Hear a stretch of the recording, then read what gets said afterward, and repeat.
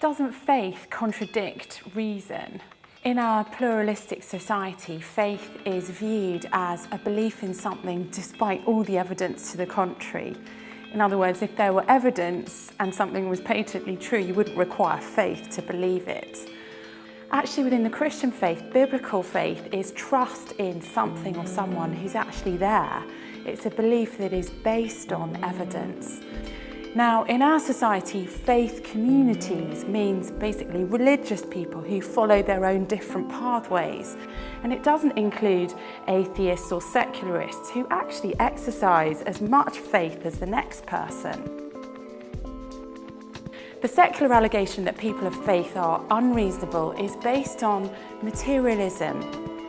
But this concept, as we'll see, actually is quite contentious itself. Materialism was really developed by a school of philosophers, the logical positivism school, and in particular an Oxford philosopher called A.J. Ayer.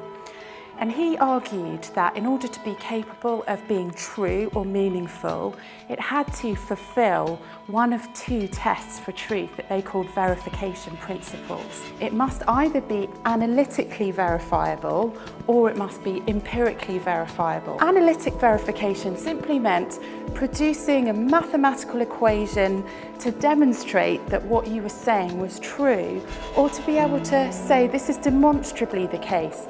Bachelors are unmarried men. This statement is true by definition, or circles are round. That was analytically verifiable. What about empirical verification?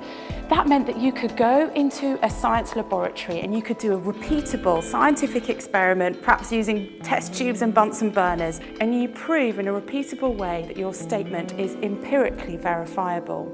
Now, someone came to A.J. Ayer and said, there's a bit of a problem here. Your idea itself is neither true by definition, analytically, nor can it be proved in a science experiment, empirically. A.J. Ayer went away and thought about this a little bit and came back and said, actually, there are three kinds of categories: those that are analytically verifiable, those that are empirically verifiable, and exceptions. But there's only one exception, and it's mine.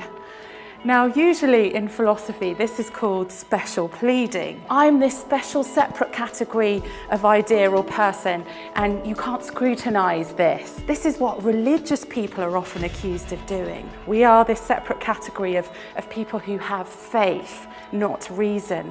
Terribly ironic then that the edifice of materialism upon which atheism is based itself falls into that category of a special, exceptional circumstance, neither true by definition nor empirically verifiable. So then, how do we discover truth? We may not be able to prove things with these principles, but we can look at evidence.